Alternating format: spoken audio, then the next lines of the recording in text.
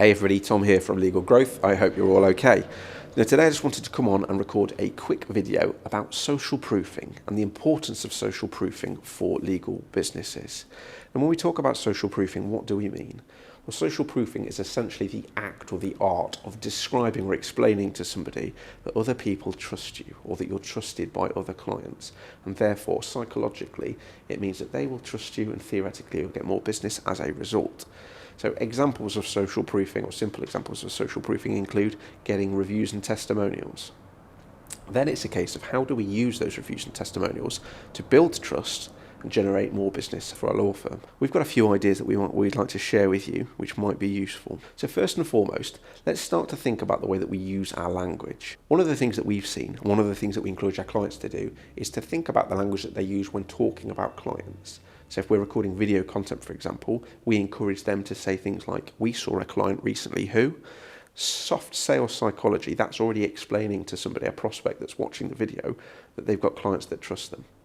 So all the time starting to think about how we integrate that into conversations that we're having, how we use that in social media posts, how we use that within video content. The next thing is the platforms in which we collect our reviews.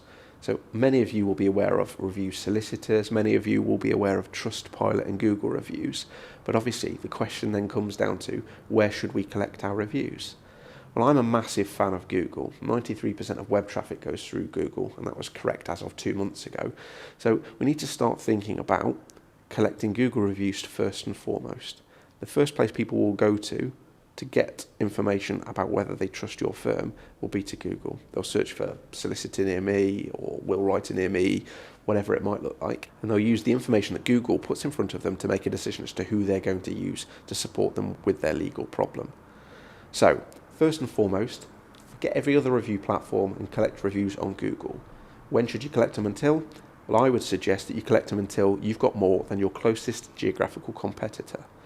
If you've got a bad review on Google, then don't worry too much. You can either report the review and try to have it removed. You can speak to the person that left the bad review and see if you can remedy the situation somehow, or collect more good reviews so that your average weighting, your average score increases.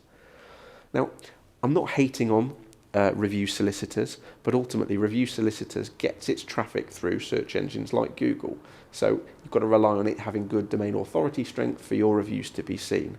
And also people have then got to find you through the review solicitors platform. And it's better instead, in my opinion, to get your reviews through your Google business page, which will then pop up in the maps. That's the first thing that people see when they start to search for a service-based business or a product-based business on Google. Once you get to around about 50, 60 reviews, if you've got more reviews than your closest geographical competitor, you can start to look at other platforms like Trustpilot, Facebook and things like that. But you would like then to have reviews across multiple platforms. So we've got an estate planning client based down in the south that have got over 300 reviews across multiple channels now. So they were collecting on Trustpilot first and foremost, then we began working with them. We've encouraged them to move across to Google, and they've got well over 100 reviews now on Google, more than any of their closest geographical competitors. So now we're suggesting it doesn't necessarily matter which platform, maybe we look at Facebook next because of the algorithms. What do we do with those reviews once we've got them? It's not just a case of collecting more all the time. We can repurpose those reviews and start to use those in a content marketing strategy. So for example, you might talk about some of the reviews that you've got on a video, why they were important, how you got those reviews, why people trust you. You might incorporate those onto a testimonials page on your website. And there are, if you've got a WordPress website, for example, widgets that you can add or plugins that you can add to those specific pages that pull through your reviews from Google and automatically update your website. Well, that's a lifesaver. It's a godsend when it comes to building trust within our audience. There's a principle called know, like and trust that you want to start thinking about here, which basically provides that before anybody will know you, like you and trust you enough to part with their hard-earned cash on your products or services, they need to have been exposed to your brand 6 times.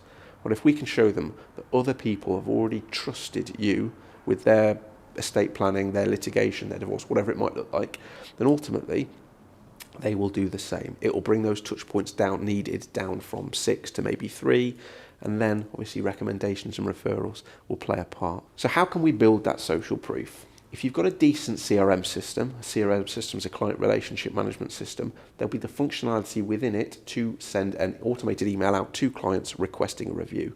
And ultimately you want to do that until they leave you that review. It might be that you send them a text message, and you want to make it as easy as possible for them to leave a link. So on your Google business profile, when you're signed into your Google business profile, there'll be a button that says get more reviews. It will give you a short code link that you can then embed into an email to send out to clients, or to put into an SMS message to clients.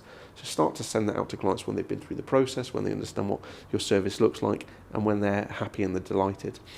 Get those reviews, automate the communication, and you'll build social proof. And then you can, like I say, you can start to use those reviews then across your multi-channels. If anybody's got any questions about how to integrate those sorts of things, how to add the plugins to the websites, or which platform's best to collect reviews and look at your review strategy, we're more than happy to support. So put a question below, or feel free to reach out to us and we'll give you our best support. Thank you.